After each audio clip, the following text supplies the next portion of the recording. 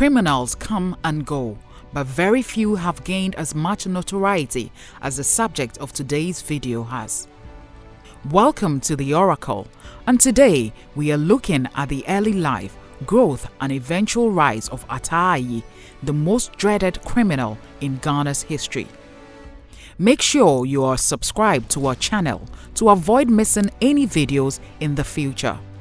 Attah Ayi, born Robert Ayi Ayite, hails from Adabraka in the Greater Accra region of Ghana, where he had a difficult childhood.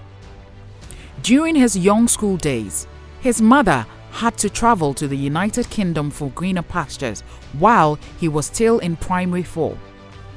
With no one left to take care of him, he was forced to drop out of school.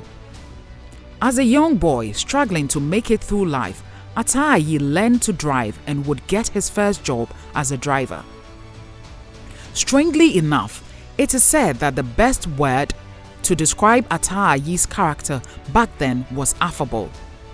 He was nice to all and respected everyone, including his passengers. You may be asking, what would cause such an affable man of the people to become the most notorious criminal in the history of Ghana? Well, let's find out. Ayi Ayite's driving career came to an abrupt end after he was involved in a gory accident while transporting some passengers. His employer's car suffered severe damage and was beyond repair. He returned to Accra in despair and later found himself jobless and broke as he failed to get another car to drive. At the time, he had a pregnant wife to cater for. He looked around for another job opportunity to no avail. There just weren't many well-paying jobs around for people with almost no education. One day, while talking to a taxi driver friend of his, he was introduced to a driving opportunity where he met a man named Eddie, his new employer. Little did he know at the time that accepting to work for Eddie would put him on the path that would eventually lead to his notoriety. Eddie, his new employer, was the leader of a gang of thieves who engaged in car burglary. Ayi's exceptional driving skills made him a valuable member of a gang. After all, cars need to be driven off after they have been stolen. In a later interview, Ayi said that when he first heard about the nature of the job, he did not like it. But looking back, at the time, he was in dire need of cash for both his personal needs and that of his pregnant wife. With great reluctance, he accepted the job offer. Money began flowing into Attah Ayi's hands as the gang carried out successful operations after one another. The gang was unstoppable as Ayi's exceptional driving skills led to the many daring escapes. They would lay ambush on roads and convince or force helpless drivers to stop their cars. Once the drivers stopped their cars, the rest of the gang would appear from the bushes and gang up on him there and then and seize the car. The drivers who resisted were brutally dealt with. Later, they would sell the stolen cars to corrupt car dealers who didn't ask questions about the source of the car. Sometimes, because of their vast knowledge about cars, they would dismantle the vehicles themselves and sell as spare parts. Soon, the gang of the car thieves got bolder and bolder and began trying more daring crimes. On one such occasion, they stole a police car in which they would find some guns. They would then go on to terrorize people's lives and steal huge sums of money with said guns.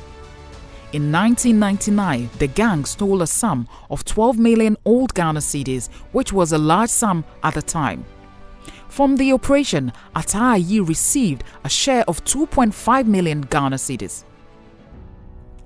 They upgraded to hijacking large commercial vehicles and buses where they forced all passengers to part ways with their valuable items. Banks, churches and other places of gathering were not spared by these nefarious criminals. On another fateful occasion, Attah Ayi, now an authority figure in the gang, trailed a man who went to the bank to withdraw 22 million old Ghana cedis. An eyewitness later reported that as the unfortunate man went to meet his wife to give her the money, the gang of thieves snatched the money from them, leading to an exchange of bullets between the gang and the police. One time, the gang trailed a pastor who had withdrawn a sum of 56 million old Ghana cedis from a bank in Osu. They had initially intended to snatch the money from him while he was coming out of the bank. However, the large crowd of people in the vicinity made that impossible. They followed him closely until he made his way back into his church, where they lost sight of him. As they began searching for the man of God, they came across another pastor who was counting money. They fired shots at him and parted with 6 million cedis in cash before anyone came to investigate the source of the gunshots. The legend of Atai and his gang was slowly growing. With their growing public fame, they came under the radar of the Ghana police, who made several attempts to arrest them. The police's operation failed over and over again, leading people to speculate that Atai had spiritual charms and amulets that protected him. It is said that he had black magic in which he used to disappear from crime scenes whenever the police came close to catching him. With the growing public outcry for his arrest, the police became desperate and plastered suspected pictures of the gang members on signboards, billboards, and flyers all across the country. Citizens were advised to immediately report to the nearest police station should they lay sight of any of such members of the gang. The criminal department estimated that the gang had stolen 700 million old Ghana cedis in cash, jewelry, cars, and other valuables. After much difficulty and over time, the police were able to track down and arrest all the members of the gang except Atai. He was the last man standing.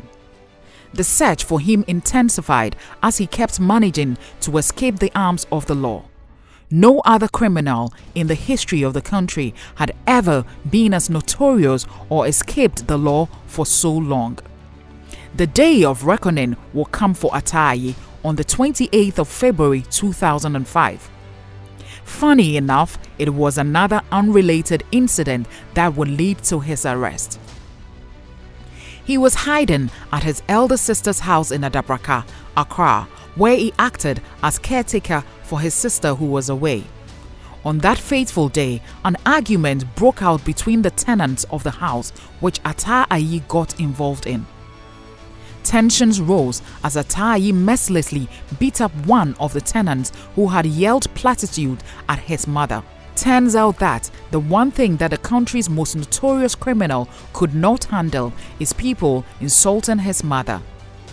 The other tenants who watched the beating in horror proceeded to the police station to file a complaint unknown to Atai.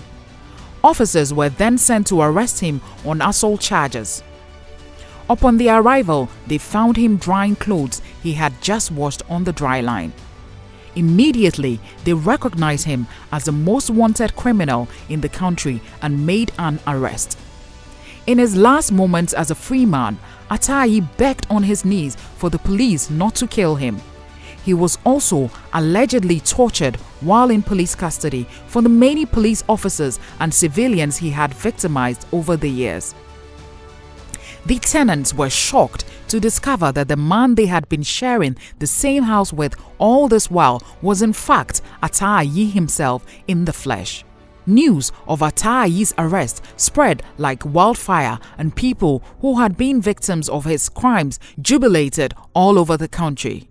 He was later sentenced to 160 years imprisonment and is currently serving his time at the Ankamfo maximum security prisons in Cape Coast Central Region. In a later interview, Atai alleged that the police had made him sign some false statements in which he admitted to some crimes he did not commit. But that's not where the story ends. While in prison, Atai repented from his sinful ways, gave his life to God, and is now a man of God. He often preaches to his fellow prisoners and gives them counsel in spiritual things. When ex-President John Mahama visited his prison in 2015 to interact with inmates, Atta-Ayi was captured in a video begging the ex-president on his knees to grant him amnesty. This request was, however, not granted. He will likely spend the rest of his natural life in prison, preaching the word of God and converting inmates to Christianity. And that's all we have for today. Join us next time on our most exciting episode yet. Take care. Bye.